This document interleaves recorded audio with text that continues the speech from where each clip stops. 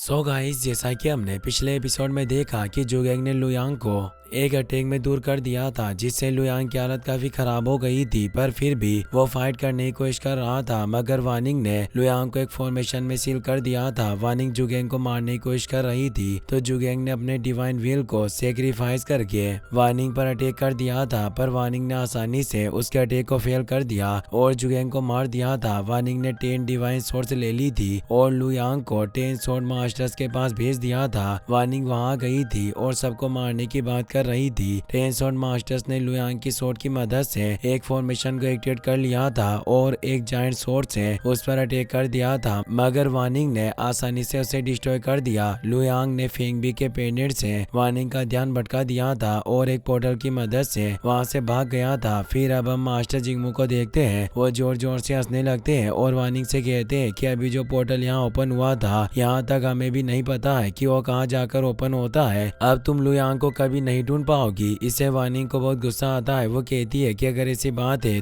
तो मैं तुम सबके डिवाइन कॉन्शियसनेस को सील कर दूंगी। उसके बाद तुम लोग उससे बात नहीं कर पाओगे और तुम्हारी मदद के बिना वो कुछ भी नहीं कर सकता है। एक कहकर वानिंग उनके डिवाइन कॉन्शियसनेस को सील करने लगती है। मास्टर जिंगमू कहते हैं कि लुयांग, अब तुम्हें अकेले पूरे वर्ल्ड को बचाना होगा। अब तुम ही हमारी आखिरी उम्मीद हो, इसीलिए हार्ड ट्रेनिंग करना और ग्रेट डिस्ट्रक्शन को रोक देना। वानिंग अपनी पावर की मदद से 10 सोर्ड मास्टर्स के डिवाइन कॉन्शियसनेस को सील कर देती है, जिसकी वजह से मास्टर्स भी स्टोन में सील हो जाते हैं। फेंगबी के उस पेंडेंट को देखकर वानिंग को बहुत ही ज्यादा गुस्सा आता है, पर अब वो कुछ भी नहीं कर सकती थी, जिस वजह से वो निराश हो जाती है। पर फिर भी वो हार नहीं मानती और उस पेंडेंट को अपने पास रखकर लुयांग को ढूंढने के लिए चली जाती है। फिर हम लुयांग को देखते हैं। उस पोर्टल की मदद से वो असुर एबिस की 3rd लेयर में आ जाता है। वो 10 सोर्ड मास्टर से बात करने की कोशिश करता है, पर कोई भी उसे जवाब नहीं देता, जिससे लुयांग घबरा जाता है। वो कहता है कि वानिंग ने कुछ कर दिया है, जिस वजह से हमारे बीच का कनेक्शन टूट गया और हम बात नहीं कर पा रहे। वानिंग एक गार्डियन है, इसीलिए वो हेवन और अर्थ के 2 रियल्म के बीच आराम से घूम सकती है और अपनी मर्जी से आ जा सकती है। मैं इस तरह छिपकर उससे नहीं बच सकता हूँ। मुझे कोई ऐसी जगह ढूंढनी होगी जहाँ किसी को भी मेरे बारे में पता न चले। उसके बाद मैं आगे का प्लान बनाऊंगा कि किस तरह मुझे ग्रेट डिस्ट्रक्शन को रोकना है। लुयांग को हेवनली एम्परर की बात याद आती है। उन्होंने कहा था कि हेवनली एम्परर सोर्ड असुर एबिस की 3rd लेयर में है। अगर तुम 3rd लेवल को पार कर लेते हो तो तुम हेवनली एम्परर सोर्ड तक पहुंच सकते हो। ये सब याद करके लुयांग कहता है कि इस वक्त मैं असुर एबिस की 3rd लेयर पर हूँ और हेवनली एम्परर सोर्ड भी इसी लेयर में है। मेरा मानना है कि हेवनली एम्परर सोर्ड की मदद से मैं वानिंग का मुकाबला कर सकता हूँ और अपने मंजिल तक पहुँच सकता हूँ। बस मुझे जल्दी से एम्परर सोर्ड को ढूंढना होगा। ये कहकर लुयांग अपनी फ्लाइंग सोर्ड की मदद से उड़कर आगे बढ़ जाता है। आगे बढ़ते हुए लुयांग एक फॉरेस्ट के ऊपर पहुंच जाता है। अचानक फॉरेस्ट के अंदर से एनर्जी रिलीज होती है,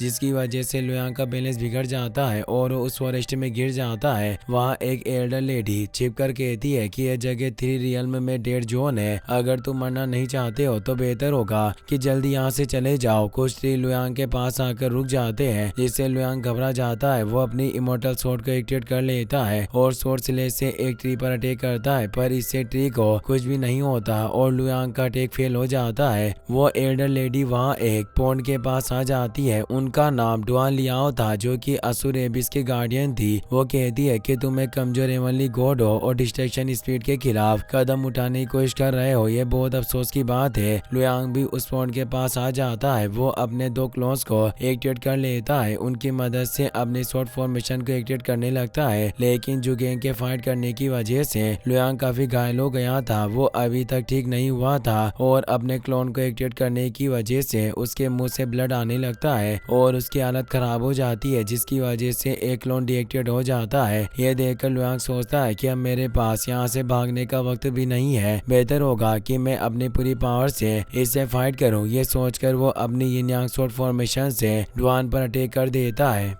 लेकिन डुआन अपनी स्टिक की मदद से उसकी सोर्ड को रोक देती है और उसी सोर्ड से लुयांग पर अटैक कर देती है। डुआन ने अपनी डेमोनिक पावर से लुयांग की बॉडी को फ्रीज कर दिया था, जिसकी वजह से वो अपनी बॉडी को मूव नहीं कर पा रहा था। वो सोर्ड तेजी से लुयांग की तरफ आने लगती है और लुयांग अपनी बॉडी को मूव नहीं कर पा रहा था, जिस वजह से वो बहुत ही ज्यादा घबरा जाता है। अचानक उसके हेड पर गोल्डन एनर्जी एक्टिवेट हो जाती है, जिसकी वजह से लुयांग अपनी बॉडी को साइड में मूव कर लेता है और सोर्ड से बच जाता है। पर फिर भी स्वॉर्ड के अटैक की वजह से उसके हाथ पर चोट लग जाती है। यह देखकर डुआन कहती है कि यह तो क्यों सो रहा है, ऐसा लगता है कि यह लड़का नॉर्मल नहीं है। तभी आसमान में एक पोर्टल ओपन हो जाता है, जिसे देखकर डुआन को पता चल जाता है कि वानिंग वहां आ रही है। इसीलिए लुयांग को पकड़कर उस पोर्ट में गिरा देती है ताकि वानिंग को उसके बारे में पता न चले। वानिंग वहां जाती है। डुआन उससे पूछती है कि आखिरकार तुम हेवनली वेस्टलैंड को छोड़कर मेरे पास क्यों आई हो। वानिंग इस बात का कोई जवाब नहीं देती और पूछती है कि वो 9th लेवल का हेवनली गॉड कहाँ चला गया है। डुआन कहती है कि तुम गार्डियन होकर भी सिर्फ एक हेवनली गॉड को नहीं ढूंढ पा रही हो और तुम्हारी हिम्मत इतनी बढ़ गई है कि तुम मुझसे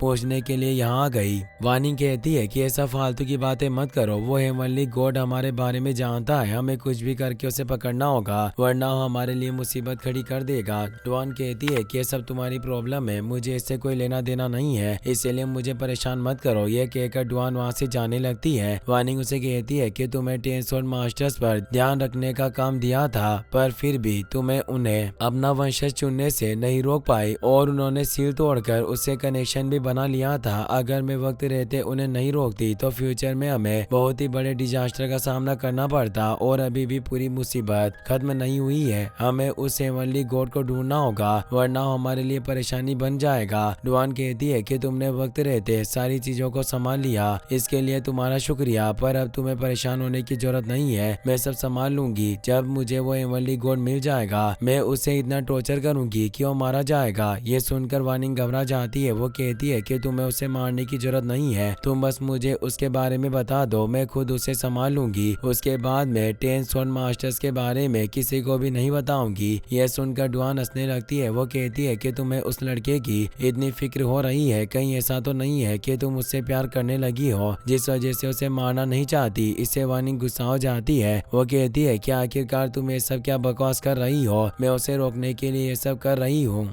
अगर तुम उसे मेरे हवाले नहीं करती हो तो मुझे ना चाहते हुए भी तुमसे फाइट करनी होगी। यह कहकर वो डुआन पर अटैक करने के लिए एक फॉर्मेशन को एक्टिवेट कर लेती है। डुआन कहती है कि मेरी टेरिटोरी है, क्या तुम्हें सच में ऐसा लगता है कि तुम मेरा मुकाबला कर सकती हो। वानिंग उसकी बातों पर ध्यान नहीं देती और अपनी फॉर्मेशन से उस पर अटैक कर देती है, मगर डुआन बहुत ही आसानी से उसके अटैक को फेल कर देती है। वो कहती है कि तुम्हारे ऊपर सील लगी हुई है जिस वजह से तुम अर्थ रियल्म में सिर्फ अपनी 30% पावर का यूज कर सकती हो, इसलिए बेहतर होगा कि तुम यहाँ से चली जाओ। वानिंग समझ जाती है कि वो डुआन को नहीं हरा सकती, इसीलिए वहाँ से भाग जाती है। उसके जाने के बाद डुआन लुयांग को पॉइंट से बाहर निकाल लेती है। वो पूछती है कि क्या तुम 3 एम्परर से मिले थे और क्या उन्होंने तुम्हें कुछ बताया। अगर तुम मुझे सच बताओगे तो शायद मैं तुम्हें जिंदा छोड़ दूं। लुयांग कहता है कि मुझे समझ नहीं आ रहा है कि तुम किन एम्परर्स की बात कर रही हो, मैं किसी एम्परर से नहीं मिला हूँ और मुझे कुछ भी नहीं पता। डुआन कहती है कि अगर तुम 3 एम्परर से नहीं मिले हो तो ये बहुत अफसोस की बात है और तुम मेरे किसी काम के नहीं हो। ये कहकर लुयांग को वापस पॉन्ड में गिरा देती है। डुआन ने अपनी पावर से लुयांग को फ्रीज किया हुआ था, जिसकी वजह से लुयांग मूव नहीं कर पा रहा था और वो बेहोश होने लगता है। वह इसमें भी फ्रीज होने लगता है। उसे 10 स्वॉर्ड मास्टर्स और शुयान की याद आती है,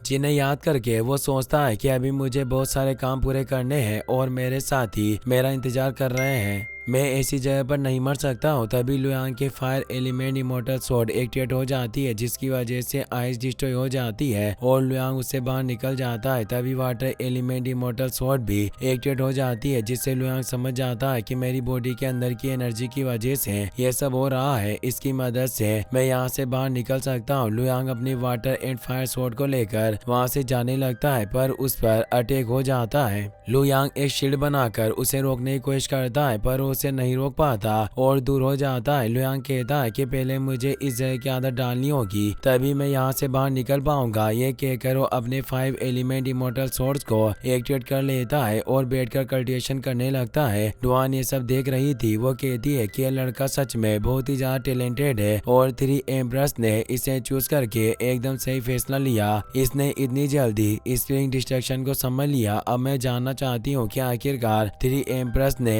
इसे क्या बताया है। इसी के साथ ये एपिसोड यहीं पर खत्म हो जाता है। गाइस, अगर आपको वीडियो पसंद आया हो तो इस वीडियो को लाइक करने के साथ साथ चैनल को सब्सक्राइब जरूर कर लेना। मिलते हैं नेक्स्ट वीडियो में। Thanks for watching.